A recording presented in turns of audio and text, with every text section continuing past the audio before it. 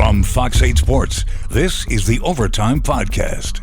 From the Gulf Coast studios in New Orleans, this is the Fox 8 Overtime Podcast. I'm your host, Sean Fazende, riding shotgun as he does each and every podcast. This is Andre Johnson, Jr. Jr. Very important to remember the JR at the end of the name. Before we get into today's content, be sure to like, to share, to rate, to review. If you're watching us on YouTube, please do us a favor. Hit that subscribe button, get the bell notification for when we drop that fire content. Also, hello, Gulf Coast Sports and Entertainment Network. Glad you have found us here. And if you've been paying attention to the NBA season, there's a whole lot going on this network. So glad you have found us here. I don't know how you got here, and I don't care. Just glad you're here. So welcome in to the Fox 8 Overtime Podcast. All right, Andre, it is Wednesday, a very, very busy Tuesday, which is normally not the case, to go along with a busy Wednesday because it's the start of the work week. Usually by this point, we're looking ahead to the Saints' next opponent, that being the Carolina Panthers. And we'll get into that a little bit, I guess. But for the most part, today is all about what happened yesterday, Tuesday, the trading deadline. The Saints were as active as I could ever remember them being, at least in this era, at the trade deadline. They made a couple of deals. We're going to get into that obviously today, but first things first, how you feeling? I'm feeling good, you know, like you said, typically Tuesday is kind of our relaxation day, the calm before the storm, because the Saints don't typically talk on a Tuesday, but we got a lot of big news. Shout out to the Pelicans winning their first game on Tuesday. Good for them. Jose Alvarado with the big shot. But getting back to the Saints, we saw a fan favorite, Rasheed Shaheed, traded for a 4th and 5th round pick. We saw a guy who isn't necessarily a fan favorite in Trevor Penning traded for a 2027 6th round pick. So as we look at those two deals that the Saints made at the deadline, do we dislike them? And most importantly, what does that mean for the team going forward? All right, let's get into it. Got a lot to say on this. First off, they got the Trevor Penning deal at the buzzer, right? Man. I mean, we're taping the show yesterday, and we're starting the show. We got to restart it because at 2:59, the Saints made the deal for Trevor Penning to L.A. First thing, just not specific to a player, but just in general, the Saints were hardcore sellers at the deadline. That means they understand where they are.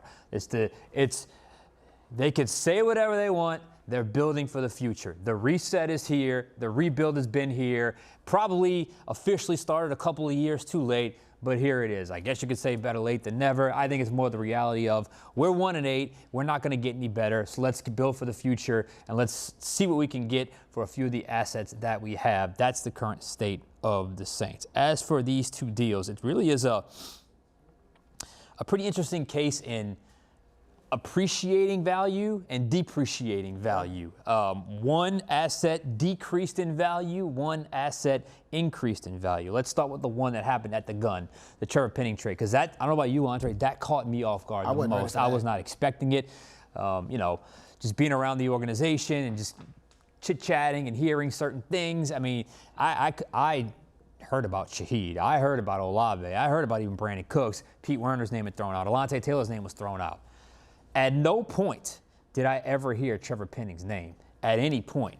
So when I saw the news, I was like, initially, because it took a little while for the compensation to come through, so I was like, okay, this is interesting. But I didn't see it coming. And now that the actual deal is done, I still don't really understand it, per se. I initially thought it was going to be one of those offers where it was just too good to pass up. The Chargers were a desperate team. They have two of their tackles injured, and they're trying to make a playoff run, a Super Bowl run, so they're trying to find as much help as they can. So they reach out to the Saints at the trading deadline. The Saints are like, whoa, you want what? For Trevor Penning? That's what I thought happened, but that was not the case at all. Instead, a 2027 6th-round pick. Not next year, the year after.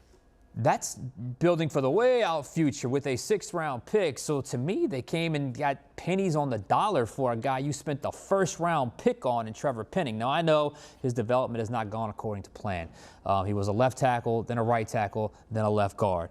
But I got to be honest, because I was listening to some pods yesterday, kind of just scanning, you know, just the sports talk scene. Maybe I'm alone in this, but and I don't worship PFF grades because I just, ever since that Drake May Spencer Rattler thing, I don't trust them. I don't recall Trevor Penning being a massive liability this year. I know he was hurt the first couple games of the season, but I don't recall him being a massive liability. I mean, at least not as much as he was when he was a left tackle and a right tackle. So when I heard the criticism about him on the inside, I went back and rewatched the Rams game again and just focused solely on him on every snap. And I still don't get it because I thought he had one or two questionable plays. He still struggles with balance. His best attribute is when he's going forward, run blocking. He's still not a great pass blocker. He still has a tendency to lunge. But I don't ever recall feeling like, you know, man, Trevor Penning's really struggling like he did the first couple of seasons of his career. And I'll stay on that. I mean, it's not like I'm dying on that hill. It's just he's never going to be a great player. It's just I didn't feel like he was as bad this year as he was in years prior, which is not a glowing endorsement, obviously. But nonetheless, it is what it is. Given what they got and given the state of where they're at, they have an injury right now to Fuaga. We'll see what that ends up being. McCoy's already out. I probably would have just kept my offensive line intact. I'm just let the starting five or whatever you have left, just roll with it. He's not great, but he hasn't been terrible. Let's just roll with that with our starting five. Instead, now they make the deal. They're going to start Dylan Radins, who's a guy that's probably as good as Penning, if not better, and a guy they can trust. And Penning, they move on. So you draft a guy in the first round, you get a 6th-round pick 2 years from now. It's just obviously not a good return on their investment. So look, now that the Penning story is done in New Orleans, you got to call it a bust. Call it what it is. He never materialized despite multiple opportunities. And I just would have thought, given what they got for him, they would have held on. Didn't happen. As for Shaheed, exact opposite. This is an appreciation in value. They spent an undrafted free agent sum to get him, and they flipped him for a 4th and 5th round pick. That is great development. That is great ROI, as they say, return on investment. And this did not catch me off guard. It was just a matter of where. We heard the name Chris Olave early, but it felt like the Saints probably wanted a little more than what they were willing to get from other teams for that. A 4 and 5, I would have loved a 3, but to get 2 picks, a 4th and a 5th round pick, I think is a decent return on that investment for Rasheed Shaheed. End of the day, with Shaheed, he's one of the fastest guys in the NFL. He can go deep. He can blow the top off a defense. I don't know that skill set was properly utilized in this offense. I think he was playing out of position in this offense. Go back to the Taysom Hill run on 4th and 1 against LA. Yep. The play before, it's a 3rd and 6.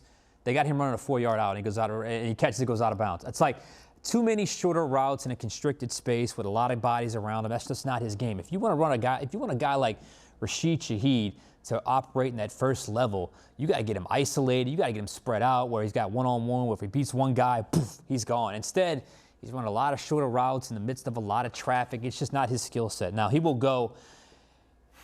He is a 3 in a number 2's body right now in New Orleans. But when he goes to Seattle, he'll assume that number 3 role. He's a number 3 receiver, and he's going to flourish in Seattle. He's going to flourish under Clint Kubiak like he did the first couple weeks of the season here last year with Clint Kubiak. He's going to be the deep threat. They got Cooper Kupp, who I know is a little banged up. They've got JSN, who's the fantastic Ohio State receiver that he is, and he will flourish, and they'll make a playoff run, and hopefully he'll do big things. As for the Saints, is it a win?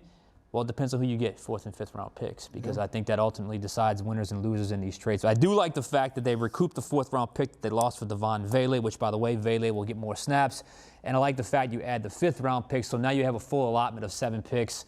They're going to need a lot of draft picks and have to hit on a lot of draft picks in order to rebuild this thing as quickly as possible. So this allows you to do that, at least in a sense that, man, you can possibly, connect on one of these guys, considering what you got, Rasheed Shaheed on the undrafted free agent rank. So all in all, I like Shaheed's trade. I don't quite understand the Penning trade, but the Saints are in rebuild mode. What about you? I'm going to start with Penning. I think you could have gotten more. I mean, at the end of the day, he is a former 1st-round pick, and he's a starter. No matter how good or bad you could say he's been a consistent starter everywhere he's been, from left tackle to right tackle to now left guard. So to get a 2027 6th, I wish you could have gotten more from him. But, I mean, I think when it comes to Trevor Penning as a player, he couldn't shake the stigma that got put on him early in his career. Early in his career, that first year or two, he was labeled a massive bust, not living up to the expectations. And over the last 2 seasons, this year and last season, I don't think he was that bad. Yeah. Was he great? No. Was he elite? Absolutely not. But I think he was better at right tackle than he was left tackle. Then you move him to left guard. There was never any game where I'm looking and I'm saying, yeah, Penning's the problem.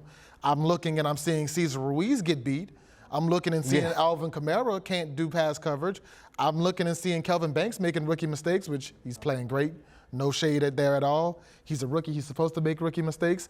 I'm looking at Taliesin Fuaga and saying because of the injuries, he can't really move like you would need him to move at that right tackle spot. But other than Eric McCoy, the last guy, ironically, that I've looked at and said, man, he's really a problem this year, was Trevor Penning. I thought he was playing all right, but at the end of the day, I don't think he shook that bust label that was put on him early in his career. And the reality is, he is a bust.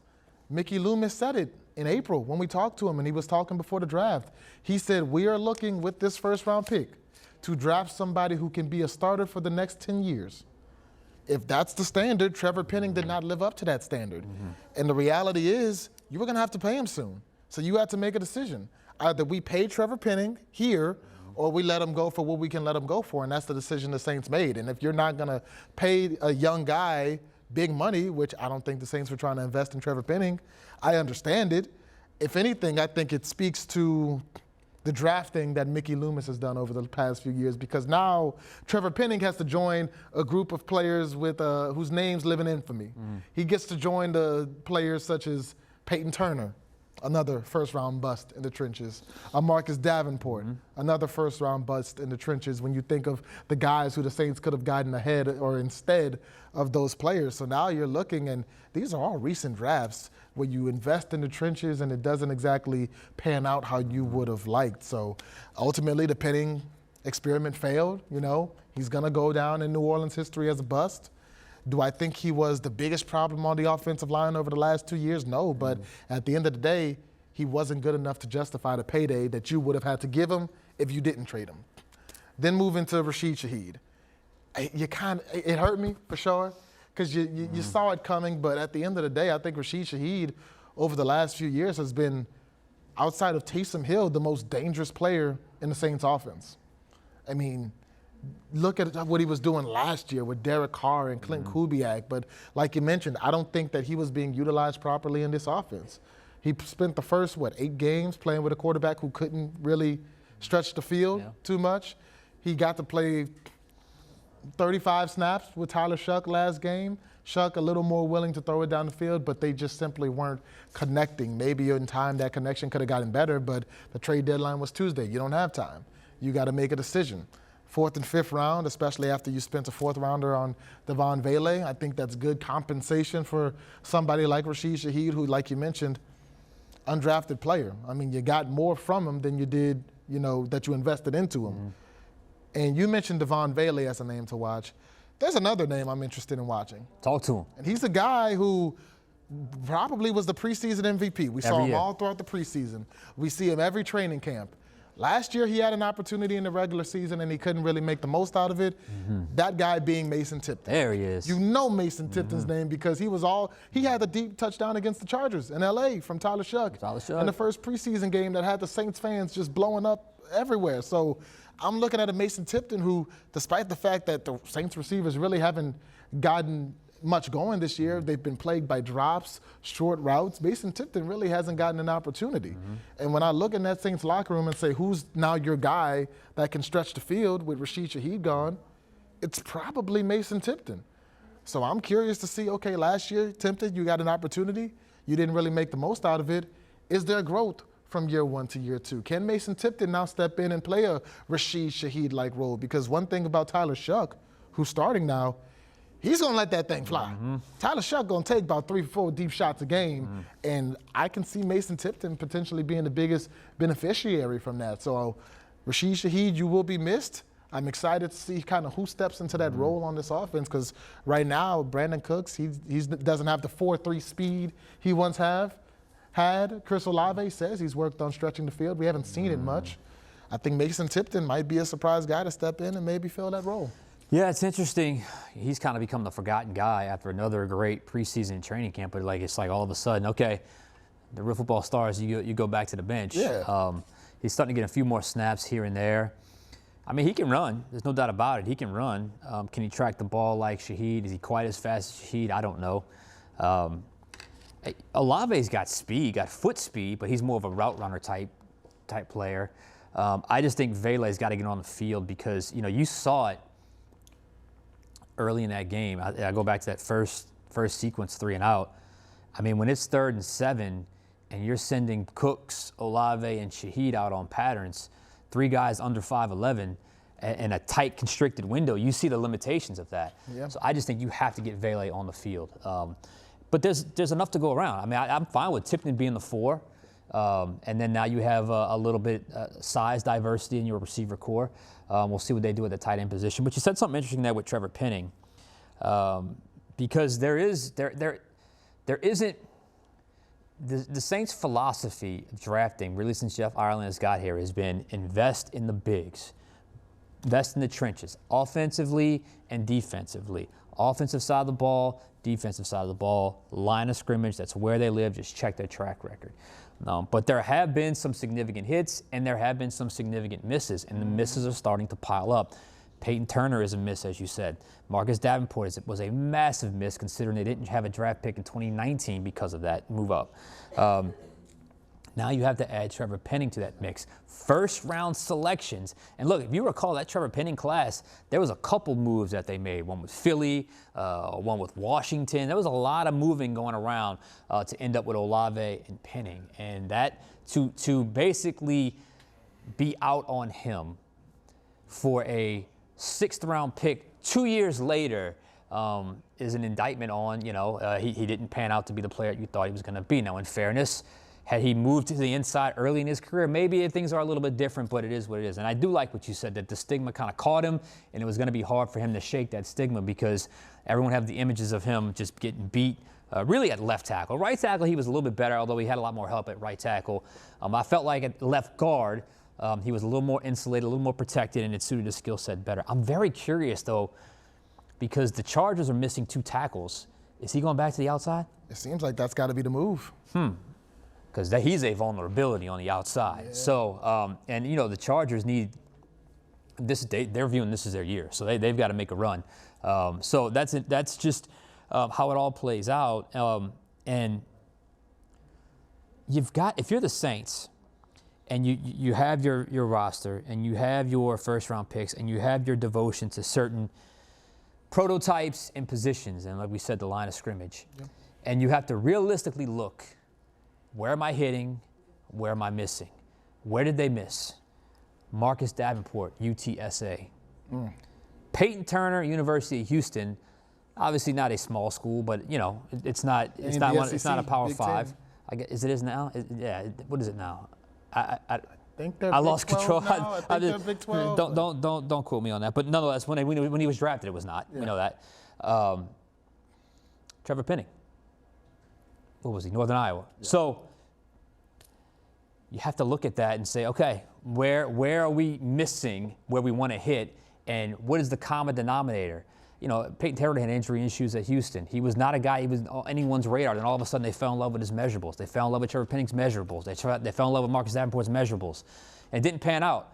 Trust the tape.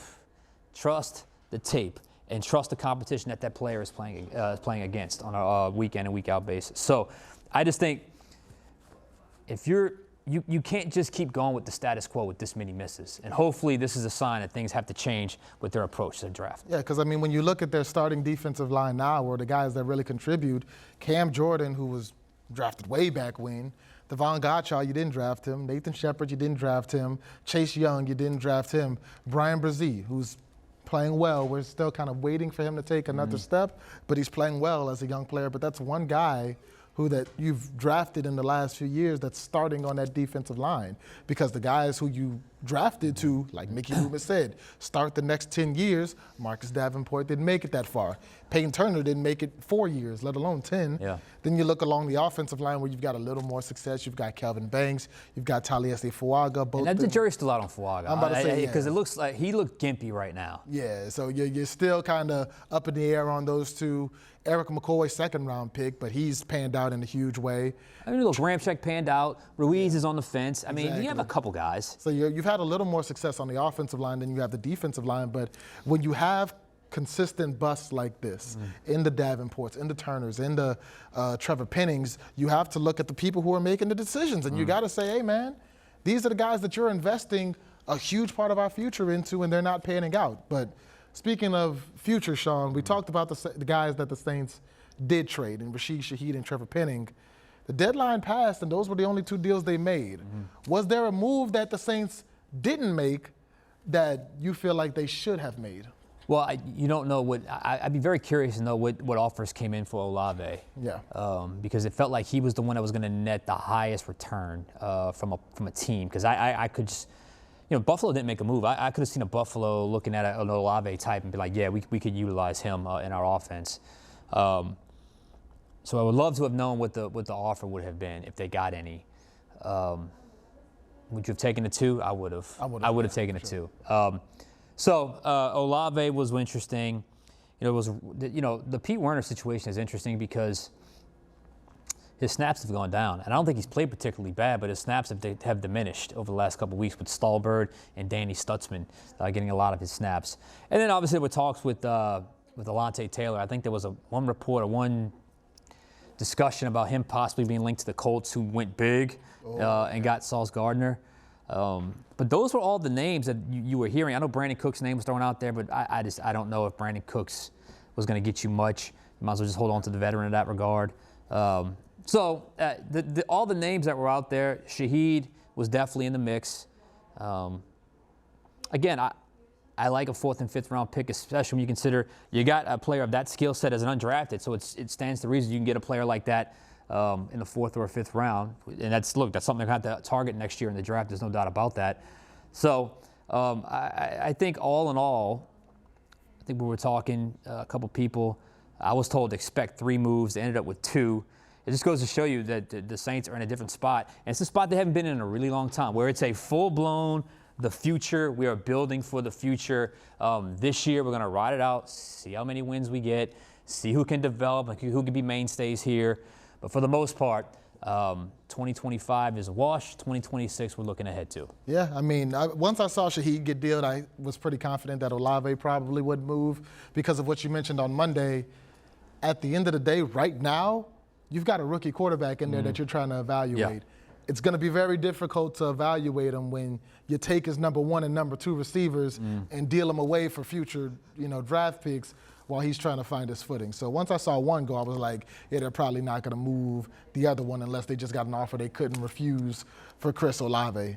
I was kind of surprised to not see Peyton Turner moved, especially because I've noticed Danny Stutzman could Pete Werner, you mean? Yeah, I'm sorry. What did I say? You said Peyton Turner. Oh, my bad. We still yeah, on we the still bus. Yeah. Pete Werner, I'm surprised to see Pete Werner not get moved because Danny Stutzman has been getting a huge uptick in snaps. Alontae Taylor, I thought maybe Dallas, who's dealing with an injury in the secondary. You mentioned New York. I thought maybe one of them would take a stab at Alontae Taylor, but you take Alontae out of that equation, I think a big part of your defense is missing. He may not be the cover corner that maybe we would have hoped, but when it comes to getting after the passer, being that slot guy, making run stuffs, Alontae Taylor is one of the best in the NFL. But that's not what threw me off the most. What threw me off the most is the fact that the Saints didn't trade for a running back. I mean, we were talking about last month, the Saints had a top 10 rushing attack. Right now, they're 27th. They haven't been able to get the ball going on the ground at all lately. And you look at some of the guys who may have been available, Breece Hall. Now, Breece Hall is kind of a iffy one because he's got a contract coming up. He may not want to stay in New Orleans long term. Maybe that's a rental for a championship team.